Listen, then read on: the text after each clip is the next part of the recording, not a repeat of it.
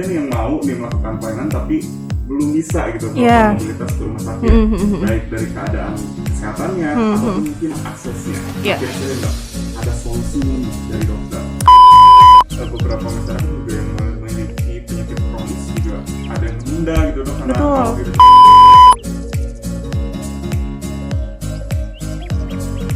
Halo Sahabat Rusni, sahabat Rumah Sakit Pelni, apa kabar? Senang sekali saya Ridwan Syah Maulana Azhar bisa menemani Sahabat Rusni di Sabtu pagi dalam acara yang selalu memberikan informasi seputar kesehatan. Dimana lagi kalau bukan di acara ngopi, ngobrol pagi bareng para ahli.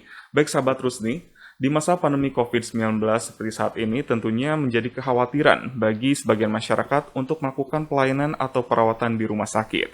Dan bahkan sebagian masyarakat yang memiliki penyakit kronis menunda untuk melakukan perawatan dan tentunya hal tersebut bisa berisiko untuk kesehatan. Padahal sebagian pelayanan kesehatan dan salah satunya Rumah Sakit Pelni telah mendesain bentuk pelayanan yang aman dan nyaman. Namun masih ada saja nih yang khawatir untuk datang ke rumah sakit atau bahkan kesulitan untuk melakukan mobilitas ke rumah sakit dikarenakan akses ataupun kondisi kesehatan. Nah, dengan kondisi demikian, apa sih solusinya? Mending kita tanya langsung yuk bareng ahlinya. Ya, sudah hadir bersama kita Dr. Ekowati R. Prisna. Halo, apa kabar dokter? Alhamdulillah baik, Mas Ridwan gimana kabarnya? Alhamdulillah bisa. Dokter, terima kasih udah mau hadir lagi nih dok. Sama-sama. Kita menemani lagi nih Sobat Rusni di pagi hari untuk memberikan informasi seputar kesehatan nih dok ya. Nah dok, kan kita sekarang lagi di masa pandemi ini, masih masa pandemi COVID-19 ya dok ya. Dan masih di tengah-tengah ketidakpastian nih dok ya. Iya betul. Kapan pandemi ini berakhir ya dok ya. Dan tentunya hal tersebut membuat sebagian masyarakat masih khawatir nih dok. Karena berbagai macam pelayanan kesehatan, salah satunya Rumah Sakit Pelni telah mendesain pelayanan yang aman dan nyaman tentunya. Iya. Tapi masih ada yang khawatir nih untuk melakukan pemeriksaan ke rumah sakit. Dan mungkin bukan hanya khawatir ya dok, ada aja nih yang mau nih melakukan pelayanan tapi belum bisa gitu melakukan mobilitas ke rumah sakit, baik dari keadaan kesehatannya ataupun mungkin aksesnya. Nah, kira-kira dok, ada solusinya nih dari dokter? Pasti ada. Jadi gini, untuk beberapa pasien memang mereka masih ada kekhawatiran ya Mas Ridwan ya. Kemudian ada beberapa yang mobilitasnya sangat terbatas serta aksesnya memang belum mencukupi. Dan mereka pasti perlu konsultasi, apalagi pasien-pasien lama seperti lansia atau pasien yang masih periode isolasi mandiri ataupun pos isolasi mandiri. Mereka bisa melakukan itu telemedicine atau telekonsultasi. Jadi telemedicine atau telekonsultasi ini adalah suatu layanan yang berbasis online di mana pasien-pasien dapat melakukan video call via WA video atau Zoom untuk konsultasi dengan dokter spesialis yang mereka perlukan, seperti itu. Ya, kan memang ya mungkin beberapa masyarakat juga yang memiliki penyakit kronis juga ada yang menunda gitu dok karena khawatir juga ya. Benar. Dengan telemedicine atau telekonsultasi ini juga bisa memudahkan ya dok. Betul. Ini sangat memudahkan ya karena kita tidak perlu untuk mengakses kendaraan, cukup dengan smartphone kita atau perangkat gadget lainnya seperti tablet atau laptop, itu kita sudah melakukan konsultasi. Jadi ini sangat mumpuni dan sangat baik kalau misalnya pasien-pasien ini terutama yang memang kesulitan untuk bergerak atau mobilitasnya sangat terbatas gitu. Oke, jadi di era digitalisasi seperti saat ini kayaknya nggak afdol ya dok ya untuk memanfaatkan teknologi. Betul. Iya. Karena apalagi platform seperti yang ada saat ini bisa digunakan dengan sangat baik ya dok ya. Betul. Bisa dioptimalkan ya. Bisa memudahkan kita juga untuk mendapatkan pelayanan kesehatan ya dok ya. Nah, untuk dokter-dokternya sendiri nih dok, ini semuanya terhubung ya dok ya di Tentu bisa. Pasti bisa. Kita menyediakan kalau misalnya kebutuhannya memang untuk dokter spesialis penyakit dalam, itu kita bisa. Kemudian untuk dokter spesialis bedah, kayak misalnya pasien yang tirah baring di rumah dengan luka bakar, rawat luka dan sebagainya, itu kita bisa melakukan telekonsultasi dulu untuk dilihat keadaannya. Kayak misalnya contoh untuk pasien dengan perawatan luka diabetes, itu bisa terlihat di video call. Nanti perkiraan untuk plan pengobatannya atau perawatan lukanya seperti apa, itu kita bisa melakukan konsultasi via telemedicine juga gitu. Jadi penjadwalannya juga bisa langsung diatur ya dok? Betul diatur. Nah, Kak. untuk perawatan sendiri dok, kan ada pastinya ada obat-obatan yang memang Ya. harus dikonsumsi setelah dikonsultasikan dengan dokternya. Nah, obat-obatannya sendiri gimana nih dok? Kita ada pengiriman kah atau gimana nih sistemnya? Nah, jadi sistemnya setelah pasien itu telekonsultasi, pasien itu akan dihubungi oleh pihak farmasi untuk obat-obatannya yang bisa dikirim ke domisili masing-masing pasien. Jadi nanti pihak farmasi akan bantu juga mengonfirmasi ke pasien mulai dari obat-obatannya jenis apa aja, jumlahnya berapa banyak, kemudian cara minumnya bagaimana, itu semua udah dijelaskan ke pasiennya. Jadi nanti tinggal disesuaikan pengirimannya mau dengan apa, nanti bisa dikirim ke alamat pasien gitu. Jadi bukan hanya dokter saja dok ya, tetapi tenaga kesehatan lainnya juga bisa terhubung ya dok ya. Betul, Farmasi, dokter. Nah, untuk misalnya ada perawatan luka nih dok, tadi ya luka dioperasi ataupun pas operasi dan sebagainya, itu ada perawatan langsungnya juga dok. Betul, Ya. kita akan berkoordinasi nanti misal si pasien ini sudah telekonsultasi, pasti kan dokter spesialisnya akan mempunyai plan untuk perawatannya jenisnya seperti apa. Nah, nanti tim layanan rumah kita itu bisa melakukan koordinasi dan konfirmasi ke dokter spesialis tersebut untuk plan-plannya si pasien ini. Nanti kita akan menghubungi si pasiennya dan kita akan menawarkan program layanan rumah ini untuk melakukan perawatan luka tersebut kayak gitu. Apalagi kan kalau di Rumah Sakit Pelni ini sistem dan histori pasien itu sudah terintegrasi ya Mas Ridwan.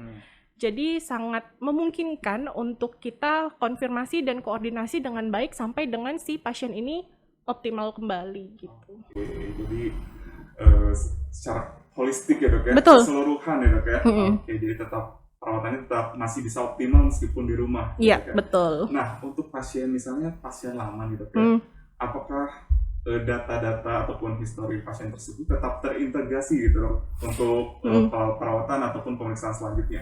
Yes, pasti sangat terintegrasi karena kita mempunyai memang sistem yang sudah terkoordinir dengan teknologi kita ya. Tentang bagaimana pertama kali pasien datang, kemudian perawatannya sebelumnya sudah seperti apa, kemudian plan setelahnya akan bagaimana dan obat-obatannya apa saja. Itu kita bisa dengan mudah melihat, kemudian mengonfirmasi dan mengkoordinasikan sesuai kembali lagi dengan kebutuhan pasien kayak gitu. Oke, jadi sobat terus di rumah nggak usah khawatir ya dok ya. Betul. Karena data-datanya aman dan tetap terintegrasi. Betul. Ya, dok ya. Oke. Nah dok, untuk pelayanan sendiri dok, yang sekarang lagi Hits banyak banget ya. hits atau banyak digandrungin nih dok, apa aja nih? Injeksi multivitamin untuk yang saat ini ya, karena kan kita tahu ya, kita mulai masuk lagi nih musim pancaroba ya. Musim pancaroba, kemudian udah mulai WFH lagi sebagian. Pasti kan teman-teman yang lain di luar mungkin ada yang ingin booster nih, pengen sehat optimal gitu ya. Kita menyediakan tuh untuk layanan injeksi multivitamin, dan ini insya Allah kita bisa datang misalnya ke rumah atau ke perusahaan untuk melakukan injeksi ini. Oke, jadi nih yang ingin melakukan booster ya dok ya, Betul. vitamin supaya imunnya tetap terjaga ya dok ya, bisa juga di telemedicine ini ya dok ya? Iya, bisa. Kita melakukan telekonsultasi dulu atau telemedicine. Kemudian dari dokternya itu akan mengonfirmasi atau tim layanan rumah ini akan mengonfirmasi, dan kemudian jika pasien bersedia kita datang. Oke, luar biasa nih dok. Nah dok, kan tentunya telemedicine ini menyediakan banyak pelayanan dok ya. Ya. Nah kira-kira pelayanan apa saja sih dok yang memang diberikan tersedia nih untuk sahabat tersedia di rumah? Oke, layanan telekonsultasi atau telemedicine ini sangat fleksibel ya Mas Ridwan. Tergantung semuanya lagi kembali pada kebutuhan pasien. Misal ibu pos melahirkan masih berat nih ke rumah sakit, untuk bergerak masih nggak nyaman, masih pengen istirahat dulu di rumah, bisa telekonsultasi untuk ke dokter kandungan. Kira-kira apa yang mau dikonsulkan, atau untuk inisiasi menyusui.